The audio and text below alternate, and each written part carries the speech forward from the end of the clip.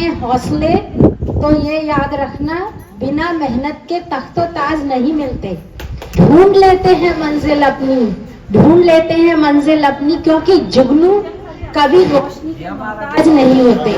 जुगनू की मुझे बहुत खुशी मिल रही है बीजीएस का इतना संगठित और इतना विशाल परिवार देखकर आज यहाँ पर, और शिक्षा ही उसकी उज्जवल भविष्य के लिए बहुत जरूरी है। वही शिक्षा ही कुंजी है उसकी। उचित शिक्षा के अभाव में बहुत से होनहार और मेधावी बच्चे काफी बार अपनी पढ़ाई छोड़ देते हैं, और कई बार पढ़ाई नहीं भी छूट पाती, पर लेकिन वो फिर पैसे के अभाव में अपने किसी मीडियोकर कॉलेज से कॉम्प्रोमाइज कर लेते हैं, या कई बार जिस सब्जेक्ट में वो आगे बढ़ना चाहते हैं उसमें नहीं बढ़ पाते।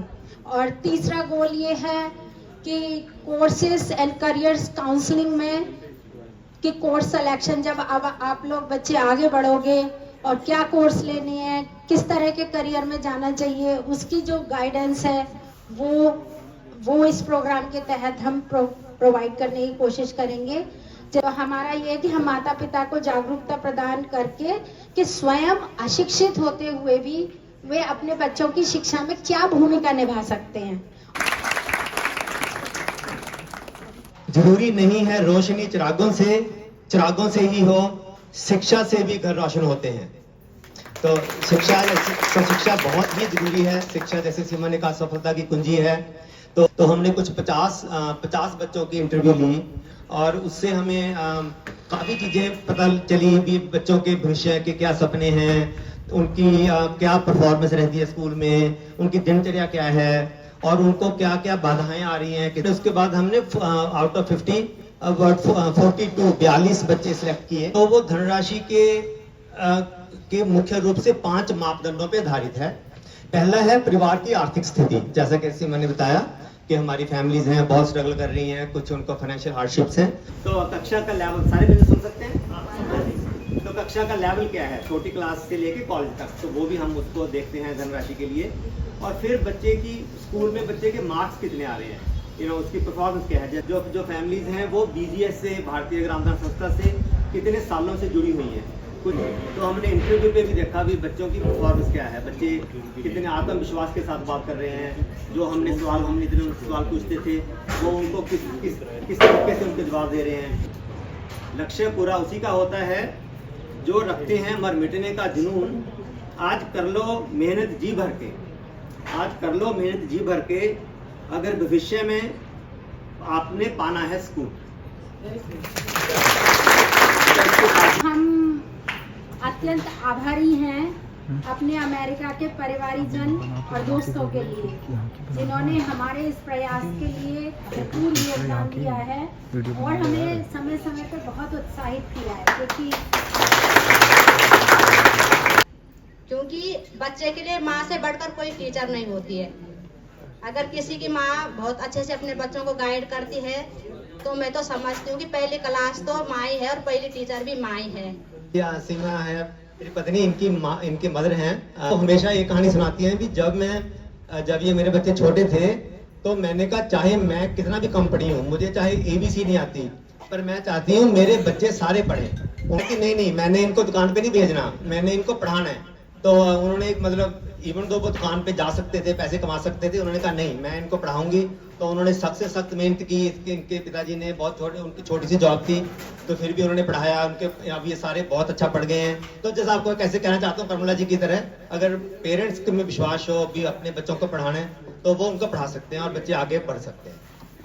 और ये प्रोग्राम आज फलीभूत हो रहा है, और इसके पीछे जो हमारे कह सकते हैं कि जब एक और एक मिलते हैं तो 11 बनते हैं। तो इस तरह से गोयल जी मिले तो हम 11 हुए, सोम जी मिले तो हम 111 हुए, और हम ऐसे उम्मीद करते हैं कि और भी लोग हमसे जुड़ेंगे और हमारा जो ये उद्देश्य है इसको पूरा करेंगे। और आज एक ऐसा मौका है, एक ऐसा मंच है यहाँ पे जहाँ जितनी हमारी महिलाएं कार्यकर्ता हैं, इनके साथ साथ इनके बच्चे जो पढ़ने वाले हैं, उनसे भी हमें एक रूबरू होने का मौका मिला। और ट्रेनिंग देने के बाद कि हम लोगों के हाथ में अगर हुनर पहुंचा दें तो उनका इनकम जनरेट हो जाएगा। और जैसे इनकम जनरेट होगा, बहन आप लोगों के कोई भी हो, जिसका इनकम जनरेट होता है तो वहाँ पे उसका स्वास्थ्य भी अच्छा बनता है, उसकी शिक्षा भी अच्छी बनती है। मतलब आप ये सोच लीजिए, आज तक मैंने किसी को नहीं देखा कि वो वहीं पे घाट पे बैठ के किताब लेके बच्चे फूल बेच रहे हैं, उनसे कहा कि आओ पढ़ो हमारे साथ। और शुरू में 3-4 बच्चे थे तो उन्होंने कहा कि आप भी आ जाओ, चलिए आ जाते हैं। तो पढ़ाना शुरू किया, 3-4 से 10 हो गए, फिर 15 हो गए, बढ़ता रहा। जब हम बैठते ही वो सब बिल्कुल मधुमक्खी के छत्ते की तरह सब आ जाते थे और अपनी किताब, आंटी मुझे पढ़ाओ, मुझे ये पढ़ाओ, मुझे ये पढ़ना है, मुझे इंग्लिश सिखा दो। एक लड़की ने मुझे कहा मुझे इंग्लिश सिखा दोगे तो मैं आपको अपनी इनकम दे दूंगी पहले साल की। तो मतलब इतनी ज़्यादा उनकी वो थी पढ़ाई की इच्छा, और अभी भी है, और वो हम देख रहे हैं, शिक्षा। और आपने सर कहा था कि चिरागों से भी दिए नहीं जलते, शिक्षा से भी जलते हैं। मैं उसको करेक्शन करता हूँ, शिक्षा से ही दिए जलते हैं। मार्ग कठिन है, धीरे तुम बड़े चलो, धीरे तुम बड़े चलो, सामने पहाड़ हो, सिंह की दहाड़ हो, शेर चीते सामने आए, हम रुके नहीं, अपने अपने इंटर कॉलेज पूरी की, और तब जाके आज हम उस पर काम किए। इसी के साथ आप सबका आवाज एक वैज्ञानिक सोच रखिए, अपने ऊपर भरोसा रखिए, और अपना ही एक आदर्श रखिए, और किसी भी खराब गलत काम में मुलव्विस मत होइए अपनी ज़िंदगी में। और लोगों को, आपके माँ बापों को, आपके समाज को, आपके स्कूल को एक प्राइड हो कि ये बच्चा हमारे स्कूल से, ऐसा काम करें। Thank you. चौहान मैडम की,